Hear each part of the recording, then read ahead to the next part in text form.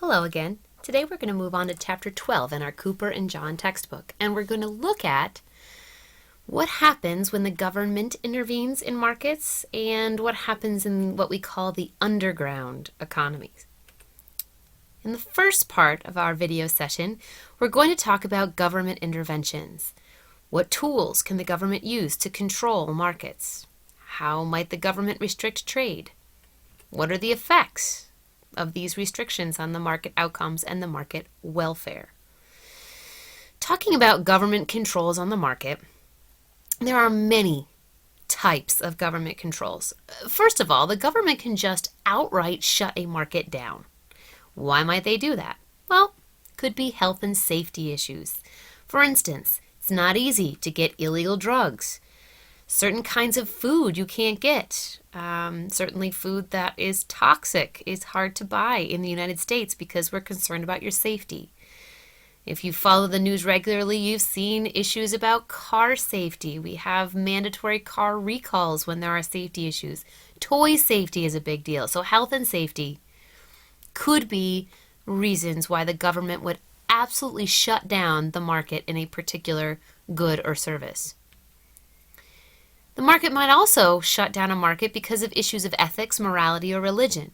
For instance, in this country, the trade of firearms is restricted. Prostitution is restricted in most states in the United States. The sale of human organs is restricted because of issues of ethics and morality. And lastly, fairness. Your book gave you an example about ticket reselling. In the United States, you are not supposed to purchase tickets at their original retail value and then mark up the ticket prices. We also limit who may or may not have the right to airwaves so that it's fair and everyone has to go through the same contracting or application process. So, the government may outright shut a market down. It may, however, simply limit who can trade in the market. Let's just think about some of those things. Right now, alcohol and tobacco is sold in the United States, but who can buy and sell alcohol and tobacco is tightly restricted.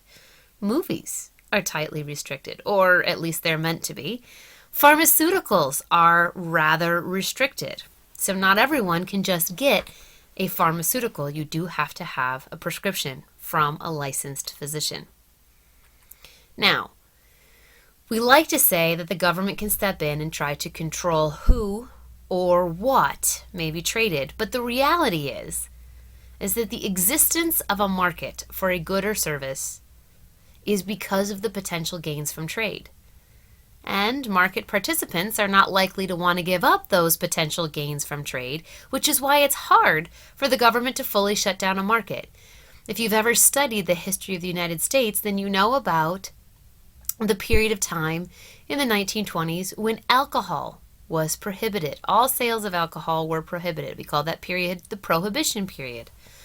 And we all know that there were plenty of illegal sales of alcohol simply because the gains from trade were too good to pass up, even from those who weren't imbibing of the alcohol. Now, let's talk about some of the government controls on markets that are occurring either now or have in recent history. Rationing is one way that government can control a market, and this is where the quantity of a good or service is limited. Now, these have generally happened during periods of time of scarcity. During World War II in the United States, staples, things like butter, sugar, flour, they were rationed. You had to have a ration ticket in order to be able to purchase it at the store. During the Soviet Union era, other staples were rationed. Even right now in the United States, let's take, for instance, a particular over-the-counter drug, decongestants, are currently rationed. Now, they are rationed for health and safety reasons because there are ingredients in your average decongestant that can be used to make different kinds of methamphetamines. And because of that, we limit, or the government rations your purchases. Right now, you don't have a ration ticket. You have to swipe your license at a pharmacy. For any of you who have a regularly stuffy nose or who like to take allergy medications, you may have actually experienced this kind of rationing. What are the implications of rationing? Well, first of all, with any market inefficiency, and rationing is certainly an inefficient characteristic, you would have a deadweight loss. The other thing, remember we said that markets give us gains from trade, and people, individuals in the economy, are loath to give up those gains from trade. So what happens? We develop a black market, or the underground economy, as we call it in economics. Black market transactions will occur, and this is just a copy of a poster during World War II in the United States cautioning citizens from engaging in black market transactions, trading their ration stamps and things like that. Now let's just think about how the pricing works in a market where the good or service is rationed. Remember, the government is limiting quantities. So what price will these goods or services trade for? Well, it'll be somewhere between the minimum price the marginal seller will accept and the maximum price that the marginal buyer will pay. We look to the supply curve to see what the minimum price the marginal seller will accept, and we look to the demand curve to determine the maximum price that the marginal buyer might pay. Now, because of the potential for these prices to get a bit high in rationing, again, you've got a limited quantity now, and the possibility for high prices is certainly there. The government often would add a price ceiling to the ration quantities. Now, let's just look at this graphically. And we see that the gains from trade can no longer be fully realized in a rationing scenario because the quantity supplied is going to be less than what would have been the equilibrium quantity. And what we have, of course, is a deadweight loss. This is a perfect example of an inefficient market. Now let's look at another way that a government can try to control a market. And this is more common in the modern day. We see things like a price ceiling, which would be a maximum price on a good or service that's going to be set by the government. Why on earth would the government get involved in setting prices? Well, they're going to want to set the price below the equilibrium price for that particular good or service. Obviously, if they set it above, this is no longer really a relevant policy. They're doing this because they want to give greater access to that good or service. It might be because that good or service is normally a little more expensive and they think it is an important item for many people to have, and so they want to make it more affordable. But for whatever reason, the government has determined that the equilibrium price for that good or service is too high for the market participants they are trying to protect. The example your book gives is rent control. It is designed to ensure that lower income individuals are not priced out of their neighborhoods. You know that as a neighborhood develops, as the economy gets better in that surrounding area, that often the rents will get higher and higher, which could actually price out families who had previously been able to live there. And so, in order to protect those families, the government might put a price ceiling on the rent. Now, what are the downsides of this? Because certainly the upside is people get to stay in those neighborhoods who otherwise couldn't afford it. But the downside might be that in a rent-controlled apartment, where the landlord is not getting a market rent, but is getting something less than the market equilibrium price, they may not care for the upkeep. I mean, they don't have quite the same incentive. It may also be, and I can attest to the fact that there is usually a black market for rent-controlled apartments. Normally, in cities that have rent control laws, there are rules about how these can be passed on, and usually, once the original tenant in a rent control apartment passes away, it's not easy for that rent controlled apartment to stay rent controlled unless people do a little wheeling and dealing on the side, and I have definitely heard of such things happening. Now, what are some of the market implications of a price ceiling? Remember, a price ceiling is where the government comes in and sets a price for that good or service below the equilibrium price. Now, we would look to the supply curve to determine what the quantity would be, and we'll discover that we have a deadweight loss because the quantity available in the market, the quantity that suppliers are willing to trade, will be less than the equilibrium quantity. Now, let's think about that logically. the government has set a price ceiling, meaning the price for that good or service is now lower than the equilibrium price. Suppliers of that good or service don't have nearly the same incentive to supply as much quantity as they did before, and so you will find that the quantity available in the market will be lower than what they would have had at equilibrium. This will result in pent-up demand. There is more demand in the market than there is supply. What could happen is that there will be a spontaneous rationing in the market, whereby people who really want, let's say, a rent-controlled apartment will be trying to create sort of an underground economy in rent-controlled apartments so that those who value them the most will get them. People sometimes even wait in line for things like that. So in other words, a price ceiling seems to act a whole lot like rationing. Whereas before, when I was in equilibrium, I had a buyer's surplus and a seller's surplus and no deadweight loss. Once I introduce that price ceiling, my price is below equilibrium price, and so I see that the seller's surplus has gotten rather tiny, though buyer's surplus is certainly still healthy. I now have a deadweight loss. This is where there is no winner. This is just complete loss because of the inefficiencies of a price ceiling.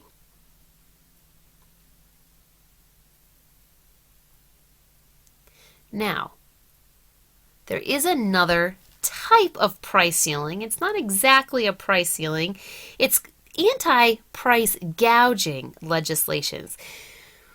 We see these kinds of legislations so that retailers or other producers cannot take advantage of tragedies to jack up their prices. And that sounds all well and good, and the example that's given in your book is that of a hurricane. After a hurricane, there will be a great desire to rebuild. So let's just pick one item. For instance, lumber. After a hurricane, the demand for lumber will increase, which means the demand curve will shift out and to the right. See that right here. This would normally raise the price and raise the quantity of that good, in this case lumber, in the market. However, the anti-price gouging laws will prohibit the price rise, meaning if suppliers are required to keep their prices back at the original price or something just above, not at the new equilibrium price, we'll find that the original quantity or just something just a bit above will be all the suppliers are willing to supply. We say in economics terms that means we muffled the signals for suppliers to up their supply. And for, in this case, lumber, we might need to rely on suppliers that are far outside the hurricane zone. And if the prices are low, they may not have an incentive to pay the transportation cost to get more wood to that market. However, because the demand has increased, remember, you're going to find that there will be long lines of people waiting for this lower supply of lumber, and they will be spending the opportunity cost of waiting in line. Now, another government policy that could take place is something called a price floor. This is a minimum price on a good or service that is set by the government. Now, a price floor is really only relevant if you set the price above the equilibrium price. And why would the government want to do this? Well, they want to protect a certain supplier. Maybe they want to protect the suppliers of labor, which are the workers in the economy, or maybe they want to protect a certain supplier of a good or service. We see this in some of our agricultural industries, and we certainly see it in the labor market with something called the minimum wage, which we covered last week. If there is a price floor, we are going to look to the demand curve to determine how much quantity of the good or service will be traded in that market. But no matter what, we're going to find that there will be a deadweight loss because the quantity traded of that good or service will be less than the equilibrium quantity. The price floor, a minimum price that is above the equilibrium price, will cause the quantity in the market to contract. It will be less than the equilibrium quantity. This will result in pent-up supply. At that higher price, there will be more suppliers who want to supply more of that good or service, but at the higher price there will be less demand. And we will find once again that rationing spontaneously occurs in these markets because of the price floor. Now, looking at that graphically, remember, if we had allowed the market to work on its own, we would have seen this buyer surplus and seller surplus at the equilibrium price and the equilibrium quantity. However, once we put a price floor in, which you see is above the equilibrium price, what we find is we have certainly cut into the buyer's surplus. Remember, the price is higher now, so buyers have lost a lot of their surplus. Sellers may still be happy with their surplus. However, there is a big deadweight loss. Notice, this is the quantity the market would supply at equilibrium, but it's choosing to supply a lot less, and that's because demand has decreased due to the price increase. That's the income effect. One last way that the government can get involved in controlling the market: taxes. Now, we all know this. You've heard the phrase, there's nothing certain in life but death and taxes. Well, a tax is a payment made to the government associated with some sort of economic transaction. It could be the economic transaction of providing your labor to the market, and that would be like an income tax. Or it could be a sales tax. Taxes are used to pay for the government's needs. Things like an income tax, Social Security tax, or the sales tax. It could be used to redistribute income, and it can be used to correct a market externality. Now, we will cover externalities in Chapter 14, but as a quick preview, an externality is a direct cost or a direct benefit that occurs in society because of one person's actions. Sometimes externalities do require the government to intervene to help create efficiency in the market. And we'll talk about those things, but it's things like pollution and other direct costs that happen in society but aren't necessarily accounted for in the markets. Lastly, a government may choose to put a tax on something to correct what it calls uninformed choices. If you've been watching the news the last few years, you know that there have been higher and higher taxes on cigarettes in certain states and in even certain cities. And that's because the government simply wants to make a disincentive so that people will stop smoking so much. In New York City, it did also attempt to tax trans fats and even make them illegal because the government believes that they are poor choices for people. Now, how does a tax work? Well, when a tax is put on a transaction, the price that's paid by the buyer is actually greater than the price that's received by the seller. The buyer pays more than the seller actually gets to keep because the seller has to pass on a certain amount of tax. What are the implications? Well, once again, we're going to discover that the quantity sold or traded will be less than the equilibrium quantity, which will result in a deadweight loss because of market inefficiency. We will see a reduction in both the buyer's surplus and the seller's surplus, but in this case, unlike the cases of a price ceiling, a price floor, or rationing, in the case of a tax, we see that the government receives revenue. And that amount of revenue is going to be the quantity of the item sold times whatever the tax rate is on that item. Looking at it graphically, what we see is that the price paid by the buyer is certainly higher than the price received by the seller, and the difference between the two is tax. And as you see here, we have a pretty sizable deadweight loss. Now here, let's follow the loss of the buyer's surplus. Had we been at equilibrium, this would have been the buyer's surplus. Look at how much it's been cut. Had we been in equilibrium, this would have been the seller's surplus. And look at how much tinier it got. And the difference, what they both lost, is made up in government revenue that we call a tax. Now, what portion of the buyer's surplus is given up to pay for the tax versus the portion of the seller's surplus that is given up to pay for the tax is what we call the tax incidence. It's the way in which the burden of the tax is divided between buyers and sellers. And it will depend, once again, on our old friend, elasticity. The most important elasticity in this case is the price elasticity of demand. And here's how we can look at it. If demand in that particular market is relatively inelastic, then we say that the buyers are not very price sensitive, which means when a tax occurs, the quantity change won't be very big. We do assume that because of a tax, we usually assume that the quantity traded in the market is less. But if demand is relatively inelastic, that amount less won't be that big. In this case, the buyers bear most of the tax burden, and the deadweight loss will be less. Now, if the demand elasticity is relatively elastic, we say buyers are very price sensitive, in which case the change in the quantity demanded because of the tax will be much greater. In this case, the sellers will bear most of the tax burden because the buyers are quite sensitive. So if the sellers are going to sell, they are going to bear more of that tax. And in this case, the deadweight loss will be greater. Now, looking at this example graphically, we see two different demand curves. This demand curve is much more inelastic. Look at the steep slope of the line. So when we have a tax right here, this is the price paid by the buyer, and this is the price prior to tax, and this is the price received by the seller.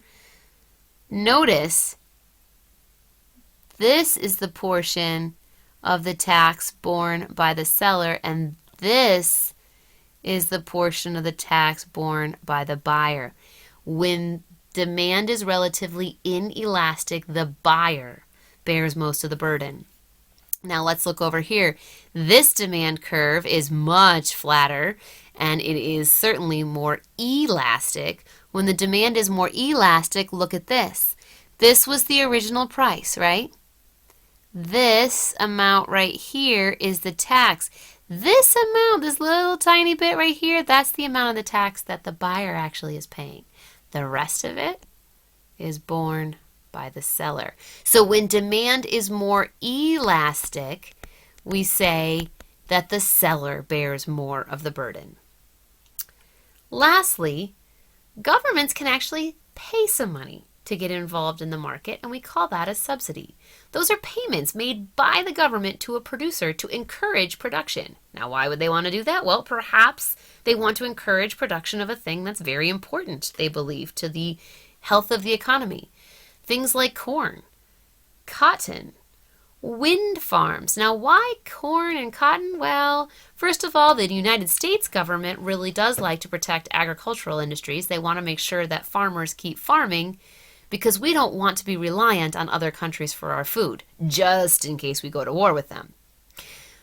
But corn has become more important in the last decade, in part because it's used to make biofuels. It's an additive now to gasoline to cut down on the carbon in gasoline. So corn has become important for other reasons, like the ethanol production. Wind farms are important because the U.S. government has determined that it wants to encourage alternative fuels, things that are not hydrocarbons. Thus, it may actually subsidize, make a direct payment to wind farm managers. Now, what are the implications of a subsidy? Well, it's kind of the opposite of a tax. The price paid by the buyer will be less than the price received by the seller, which means that the quantity traded in the market will be greater than the equilibrium quantity. Remember, the price essentially is going down. There's going to be greater demand. The deadweight loss will occur because of inefficiencies, and in this case, both the buyer's surplus and the seller's surplus are both increased. However, the government spent money. The amount of money they spent, remember, this is not a case of government receiving revenue. This is a case of a government paying something, and the amount the government pays will be the quantity of goods that is subsidizing times the subsidy rate. Looking at it graphically, you'll notice that the deadweight loss for a subsidy occurs over here to the right of the equilibrium price. The price received by the seller will be greater than the price paid by the buyer. This would have been equilibrium quantity, but because of the subsidy, more is traded. And you can certainly see why this might be inefficient. Looking at the surpluses, we see, remember, the total surplus usually is the buyer's surplus plus the seller's surplus, but in this case, we have to subtract the fact that the government has to spend money. So while the buyer's surplus and the seller's surplus have both just gotten bigger, there was an enormous cost to making that happen, and that's the cost to the government for the subsidy. Now, your book in Figure 1212 does a wonderful job of outlining all of these different government controls and showing you how you might understand their implications. We've got quantity controls and price controls. Quantity controls are outright bans or rationing. Price controls are the price floor, the price ceiling, the tax, or the subsidy. And then the implications as for price as well as the implications on quantity. This is a great chart to review. In our next video, we'll cover the rest of the chapter, specifically how the government might control trade with other countries as well as labor.